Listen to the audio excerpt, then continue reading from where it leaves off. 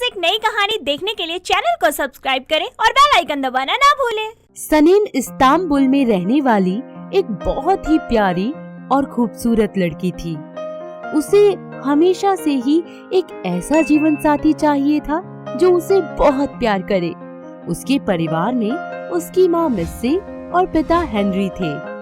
सनीम अपने घर के पास एक छोटी सी बेकरी में काम करती थी। सनीम के माता पिता उसे शादी करने के लिए कहते हैं। सनीम, हम चाहते हैं कि तुम अब शादी कर लो। पर मॉम, अभी तो मुझे बहुत कुछ करना है लाइफ में। तुम सारा दिन उस बेकरी में बैठी बेकार टाइम वेस्ट करने के अलावा कुछ नहीं करती हो। मॉम प्लीज ऐसे मत कहो, मैं वहाँ काम करती हूँ। तुम्हारे पास दो ही ऑप्शन है स्वीटहार्ट, या तो तुम शादी कर लो या फिर एक अच्छी जॉब ढूंढ लो। Choice is your. सनीम वहाँ से चली जाती है। वो अपने लिए अच्छी जॉब तलाशने लगती है। काफी भटकने के बाद एक सुबह जब वो न्यूज़पेपर पढ़ रही होती है तो देखती है कि इस्तांबुल की जानी मानी ब्यूटी प्रोडक्ट बनाने वाली कंपनी चाम्स में वैकेंसी खाली है। वो वहाँ जाती है और इंटरव्यू देती है और फाइनली उसे एक अच्छा जॉब मिल जाता है। ऐसे ही शाम को सनीम के घर पर। मॉम देखो, आखिरकार मैंने जॉब ढूंढ ही लिया ना। I am so happy for you. शादी तो तुम्हें मगर अब भी करनी होगी। पर क्यों मॉम? अब तो मुझे जॉब भी मिल गई है, फिर क्यों?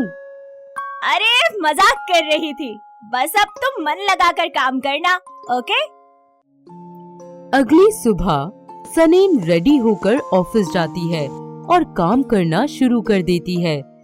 कंपनी का ओनर जॉन डेविल, जो एक बहुत ही हैंडसम और खुले विचारों वाला लड़का था, ऑफिस की हर लड़की उसकी दीवानी थी। जैसे ही सनीम हाथों में बहुत सारी फाइल्स लेकर जॉन के कैबिन की तरफ जा रही होती है कि तभी अचानक उसका पैर फिसल जाता है। ओह माय गॉड, ये क्या हो गया? सारी फाइल्स, सारी पेपर्स गिर गए। Oh my God.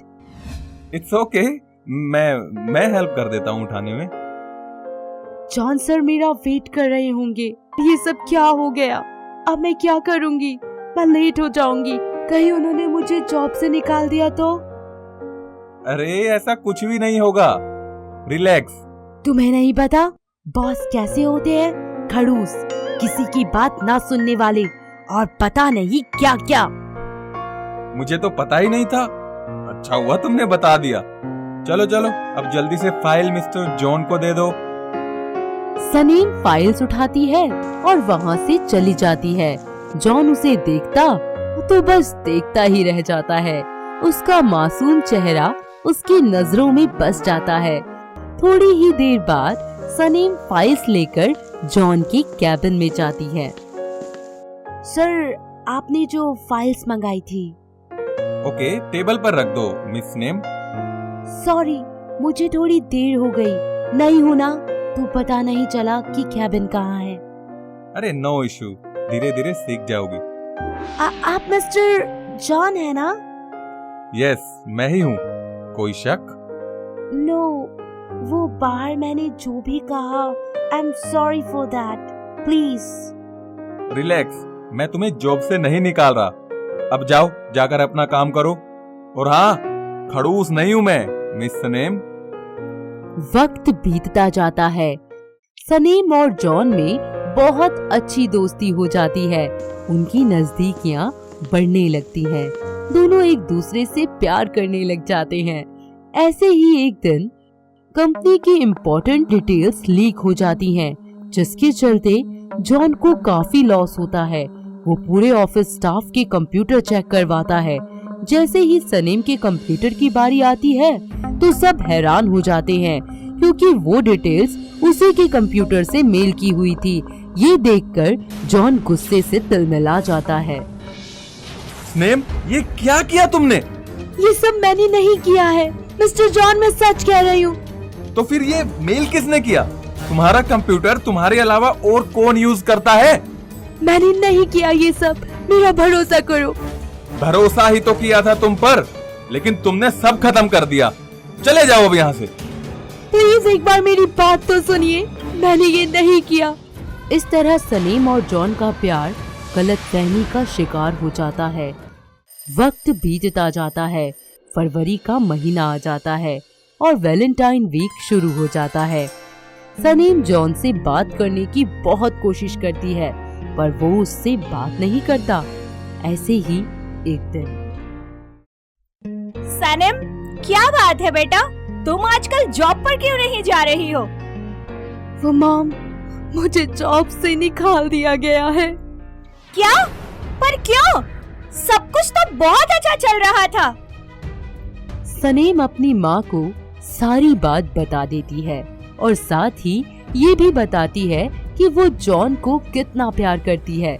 मिस्सी अपनी बेटी को संभालते हुए कहती है, सनम, कुछ चीजों को हम चाह तो लेते हैं मगर उन्हें पा नहीं पाते। मैं इतना ही कहूँगी कि तुम मिस्टर जॉन का ख्याल अपने दिल से निकालकर जिंदगी में आगे बढ़ो और शादी कर लो। मॉम, आप सही कह रहे थे।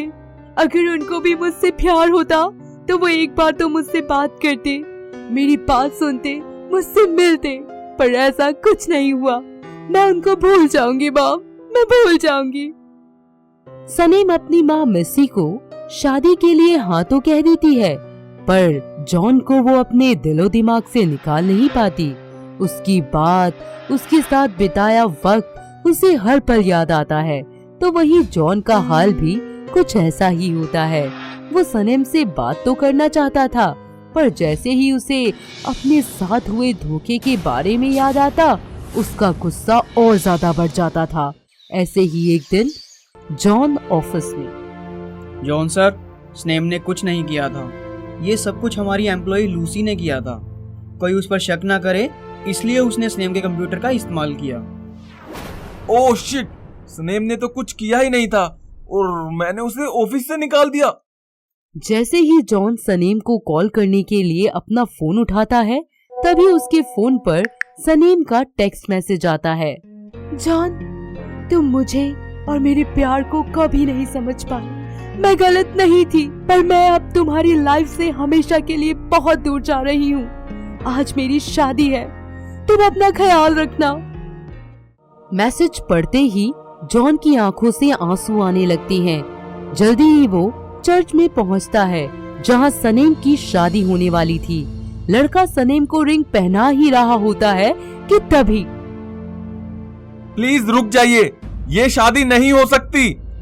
ये सब बोलने में आपने बहुत देर कर दी John. I am really sorry स्नेम, प्लीज मुझे माफ कर दो। मैं तुमसे बहुत प्यार करता हूँ, मेरी गलती है, मैंने तुम्हारा यकीन नहीं किया। पर ऐसा कोई दिन नहीं था जब मैंने तुम्हें याद ना किया हो। मुझे माफ कर दो बेबी, प्लीज।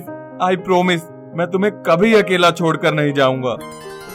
इस तरह वैलेंटाइन डे पर जॉन और सलीम के बीच की सारी गलतफहमियां दूर हो जाती हैं। दोनों को अपना सच्चा प्यार मिल जाता है। जॉन सलीम को चर्च में रिंग पहनाकर किस करता है और हमेशा के लिए उसे अपनी लाइफ पार्टनर बना लेता है। सब लोग उन दोनों का ऐसा अनोखा मिलन देखकर तालियां बजाते हैं और उन पर फूलों की बारिश करते हैं। तो दोस्तों, कैसी लगी आपको हमारी वैलेंटाइन डे स्पेशल कहानी? क्या आपको ये पसंद आई? अगर हाँ, तो हमें कमेंट करके जरूर बताएं और अपनी वैलेंटाइन का नाम लिख जाएं।